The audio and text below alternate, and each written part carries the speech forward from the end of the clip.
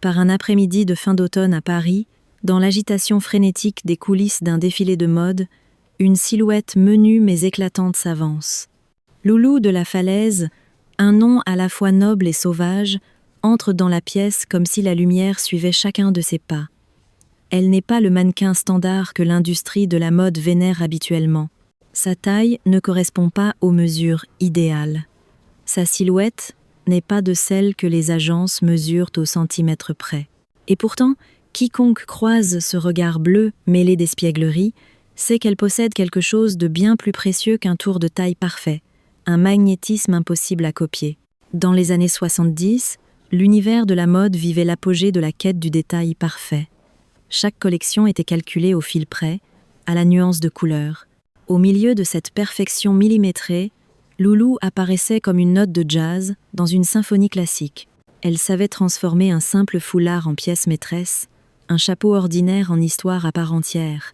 Un jour, lors d'un essayage pour une collection haute couture, elle ajouta simplement une fleur artificielle sur le bord d'un chapeau. Yves Saint-Laurent, qui se tenait à proximité, l'observa, esquissa un sourire et hocha la tête, comme si ce geste venait de révéler l'âme de toute la collection. C'était là une complicité rare, celle qui unit un créateur de génie et sa muse rebelle. Loulou n'était pas seulement un mannequin, elle incarnait l'esprit même du style. Et déjà, le monde comprenait qu'il avait affaire à une top modèle pas comme les autres.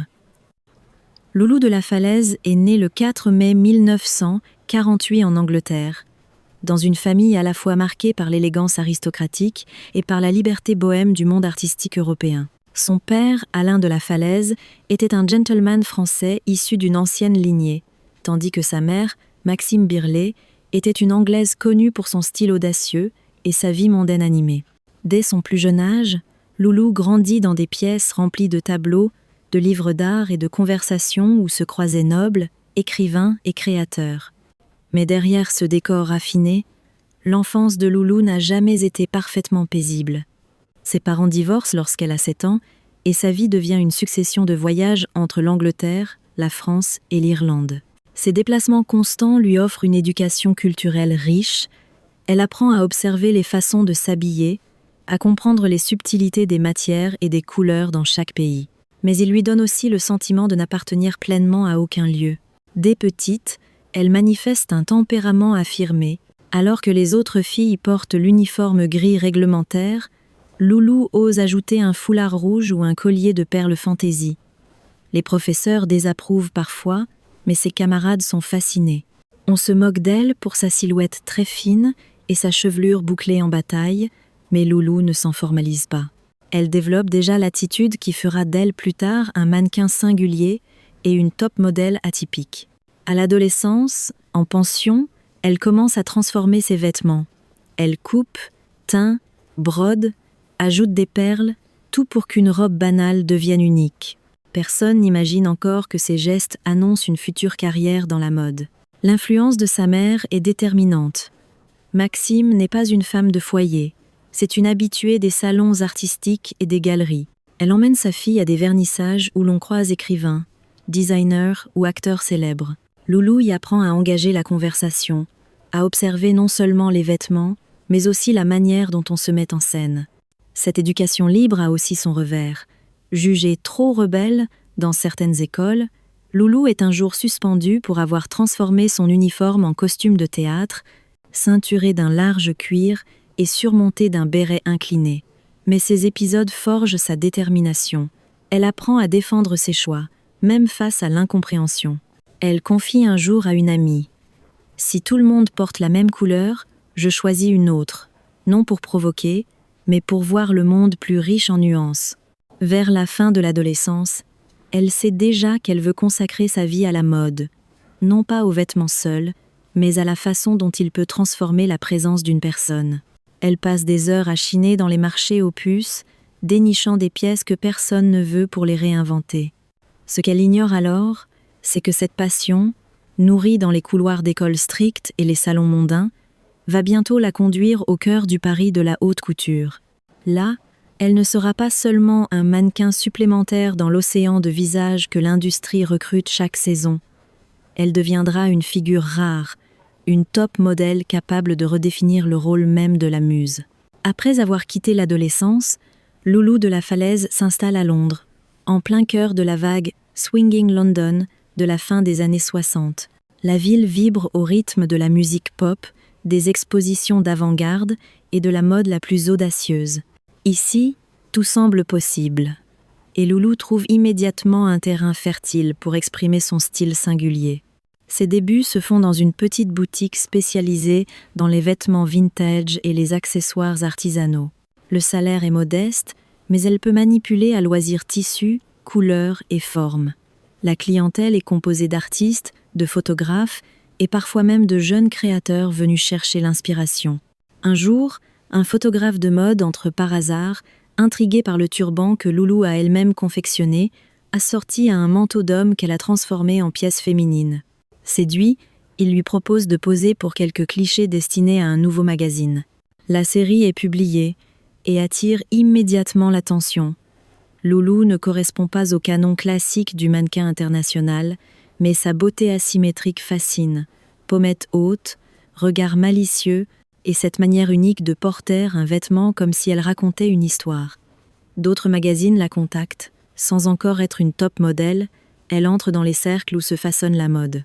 Sa famille n'accueille pas cette orientation avec enthousiasme. Sa mère craint un milieu trop instable, plein de tentations. « Tu es intelligente, tu peux faire autre chose. Pourquoi choisir un univers aussi frivole ?» lui dit-elle. Mais pour Loulou, la mode n'est pas frivole. C'est un art de vivre, un langage. Le véritable tournant survient au début des années 70, lorsqu'elle part pour Paris. La capitale française est alors le centre de la haute couture, et Yves Saint Laurent règne sur cet univers. Loulou ne débute pas comme mannequin attitré, mais comme styliste freelance sur quelques projets. Elle est présentée à Yves par un ami commun, journaliste de mode, qui a remarqué son talent pour associer un manteau brodé et un jean usé avec un naturel saisissant. Lors de leur première rencontre, Yves observe attentivement cette jeune femme qui ne se contente pas de porter un vêtement. Elle lui insuffle une âme. Après un entretien, il lui propose d'essayer plusieurs modèles de sa prochaine collection. Sur le podium improvisé, Loulou ne défile pas comme les autres mannequins. Elle marche avec une aisance désarmante, presque comme dans la rue, mais en captivant tous les regards. À la fin de la séance, Yves déclare simplement « Vous n'avez pas besoin d'apprendre à être mannequin. Vous êtes déjà vous-même. » Dès lors, elle devient une collaboratrice régulière, à la fois mannequin, muse et conseillère créative. Certains accessoires, harmonie de couleurs et détails présents dans les collections de l'époque, portent clairement la marque de Loulou. Pour une jeune femme, travailler avec un couturier de cette envergure est un rêve. Mais Loulou ne voit pas cela comme une ascension fulgurante vers la gloire. C'est pour elle un laboratoire où elle peut expérimenter toutes les idées audacieuses qu'elle avait imaginées depuis l'enfance. Ce premier pas vers le cercle restreint des créateurs parisiens marque le début de sa transformation en une figure rare dans la mode. Un mannequin qui ne se contente pas de porter des vêtements, mais une top modèle capable de participer à leur création, de bouleverser les codes et de devenir une présence incontournable dans l'atelier comme sur le podium. Au milieu des années 70, Loulou de la Falaise est devenue une figure familière de la scène mode parisienne. Mais, contrairement à de nombreux mannequins, sa présence sur le podium ou en coulisses n'est pas seulement destinée à mettre en valeur les créations d'Yves Saint Laurent, elle fait partie intégrante du processus créatif. Yves affirme souvent que Loulou n'est pas une muse au sens classique, mais une véritable collaboratrice, une partenaire qui contribue à façonner l'atmosphère de ses collections. Sur le podium, Loulou dégage une allure à la fois libre et sophistiquée. Elle avance comme si elle se promenait dans un jardin, mais chaque geste, chaque regard respire une confiance absolue. Une robe longue en soie violette, lorsqu'elle la porte, semble s'animer comme si un vent invisible caressait ses plis. Elle n'a pas besoin de poses étudiées, une inclinaison de tête, un sourire à peine esquissé, et le public est conquis. En dehors des défilés, elle intervient dans le choix des accessoires, ajuste la manière de nouer un foulard ou de placer un collier sur d'autres mannequins. Des photos de coulisses la montrent penchée pour rectifier un détail ou discutant avec Yves juste avant le début d'un show. Ce n'est pas de l'improvisation. Chaque geste de Loulou contribue à sublimer la vision du créateur. Ses apparitions dans les magazines de mode les plus prestigieux, Vogue, Elle, Harper's Bazaar, sont régulières. Mais ce n'est pas la fréquence qui impressionne, c'est la capacité à transformer chaque séance photo en récit visuel. Loulou ne pose pas, elle incarne un personnage, une aristocrate parisienne, une artiste bohème ou une mystérieuse voyageuse. Les photographes adorent cette aptitude à se réinventer, rare même chez une top modèle confirmée. Le sommet de sa collaboration avec Yves Saint Laurent correspond aux collections haute couture de la fin des années 70 et du début des années 80. Yves explore alors des influences venues du Maroc, de la Russie ou de la Chine impériale. Loulou ne se contente pas de les porter avec perfection. Elle propose des associations de couleurs, choisit des bijoux qui amplifient l'esprit de chaque culture.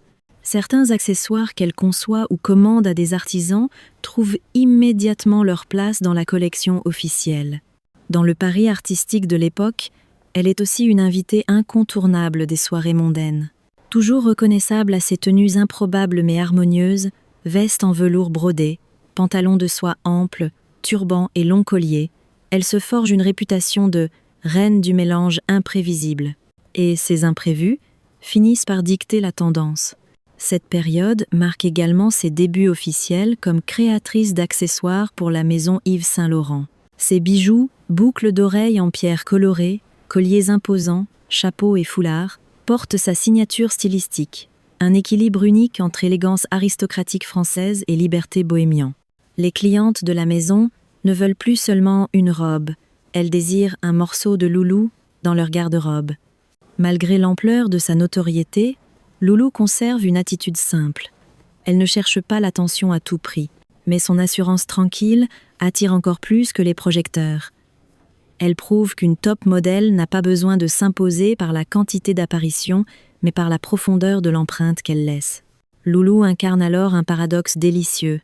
Elle est à la fois mannequin vedette et conseillère de l'ombre, icône publique et femme discrète.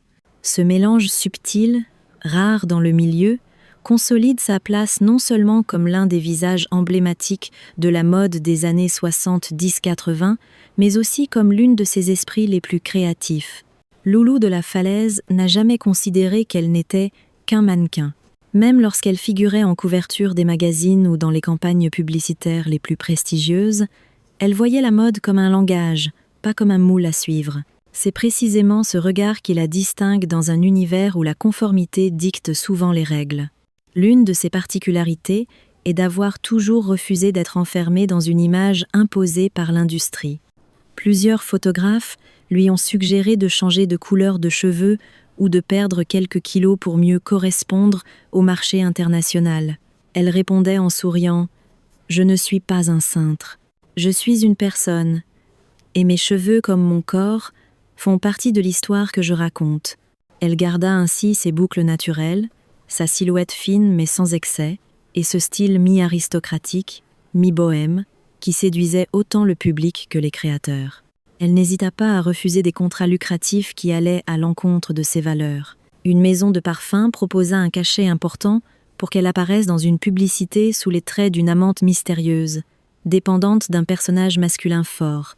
Loulou déclina, expliquant qu'elle ne voulait pas être le symbole d'une dépendance féminine. En parallèle, elle bouleversa l'idée selon laquelle un mannequin est un support passif pour les créateurs. Lors de nombreuses séances de travail, elle proposait directement des associations de pièces, des façons de nouer une écharpe ou l'ajout d'un détail inattendu. Si cela surprenait certains, Yves Saint Laurent considérait ses interventions comme un atout. Si Loulou dit qu'il faut ajouter quelque chose, je l'écoute, car elle voit ce que d'autres ne voient pas, confiait-il. L'influence de Loulou dépasse rapidement le podium. Elle inspire un véritable style de vie, un mélange de raffinement et de liberté que l'on surnomme le look Loulou. Ce style associe veste en velours et joncs déchirés, colliers de pierres précieuses et écharpes de laine brute, escarpins et sandales plates, selon l'humeur et le confort. Elle ne craint pas d'afficher ses contradictions. Un soir, on la voit dans une réception en robe haute couture impeccable. Le lendemain, elle parcourt le marché en manteau d'homme et pantalon ample.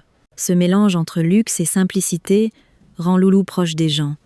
même lorsqu'elle reste une top modèle reconnue dans le monde entier. Dans un milieu où beaucoup sacrifient leur identité pour répondre aux attentes commerciales, Loulou démontre que rester fidèle à soi-même peut devenir la signature la plus forte. Elle ne vend pas seulement des vêtements ou une image. Elle inspire les autres à trouver leur propre style. C'est cette fidélité à elle-même qui lui permet de dépasser les limites de son métier. Alors que de nombreuses mannequins de sa génération disparaissent des radars une fois la lumière éteinte, Loulou reste une référence vivante, incarnant une beauté qui ne tient pas à la perfection, mais à la singularité et à la liberté. Au début des années 90, Loulou de la Falaise commence à se retirer des podiums. Ce n'est pas parce qu'elle n'est plus demandée, au contraire, elle reste une top modèle prisée, mais parce que le rythme effréné de la mode a fini par lui prendre plus qu'il ne lui donnait. Après plus de 20 ans d'activité intense, elle sent le besoin de trouver un espace de calme pour nourrir à nouveau sa créativité. Un tournant majeur survient lorsque Yves Saint Laurent, son plus proche collaborateur et ami, voit sa santé se fragiliser et se retire progressivement de la direction créative. Cette transition ne touche pas seulement la maison de couture, mais bouleverse aussi Loulou sur un plan personnel. Ils avaient ensemble construit une ère. Voir cette alliance se transformer laisse un vide difficile à combler. Dans les années qui suivent, Loulou se consacre davantage à la création de bijoux et d'accessoires sous son propre nom. Elle ouvre une petite boutique à Paris, où l'on retrouve des pièces emblématiques, colliers imposants, boucles d'oreilles en pierre colorée, écharpes brodées. Si la clientèle fidèle est au rendez-vous, gérer une marque indépendante dans un marché désormais dominé par les grands groupes s'avère ardu. À cela s'ajoutent des problèmes de santé persistants. Une maladie longue et éprouvante l'oblige à réduire son activité et à limiter ses apparitions publiques. La presse évoque à peine ses difficultés, se contentant de quelques brèves mentionnant qu'elle prend du repos. Les fans spéculent. Certains pensent qu'elle est fatiguée du milieu, d'autres qu'elle mène une vie discrète à la campagne. Pendant cette période, elle garde le contact avec ses amis les plus proches du monde de la mode, mais refuse la plupart des séances photos et interviews. Elle préfère un quotidien plus paisible, travailler avec des artisans locaux, voyager pour puiser de nouvelles inspirations, loin des projecteurs. En 2011, la nouvelle de son décès à 63 ans surprend le public. Loulou luttait contre un cancer depuis quelque temps, sans en parler publiquement. Les journaux majeurs, The New York Times, Le Monde, Vogue, lui rendent hommage, soulignant qu'elle n'était pas seulement la muse d'Yves Saint Laurent, mais une créatrice à part entière. Sa disparition laisse un vide. À Paris, une cérémonie réunit des figures emblématiques de la mode et de l'art.